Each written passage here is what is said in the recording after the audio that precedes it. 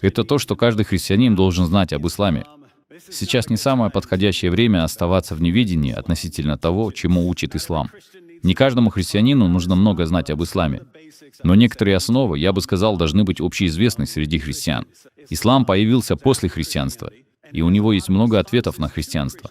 Точно так же, как мусульманин, взрослея, узнает об исламе, он узнает и о некоторых критических замечаниях в адрес христианства. Христианам было бы очень полезно знать, что думают об этом мусульмане. Есть меньшинство христиан, которые скажут: «Нет, мне не нужно ничего знать об этой религии. У меня есть кое-что получше». Но я слышу это. Мы должны культивировать атмосферу невежества в отношении ислама, что очень-очень опасно. Многие из тех, кто проповедует ислам, ребята из Дава, процветают в атмосфере невежества. Они идут в какой-нибудь район и узнают, что вам нравится. Все, что ценится в вашем районе. И они скажут вам, что источником всего этого является ислам. Когда они приходят в какой-то район, и люди верят в важность прав женщин, послание ислама сводится к тому, что Мухаммед был борцом за права женщин.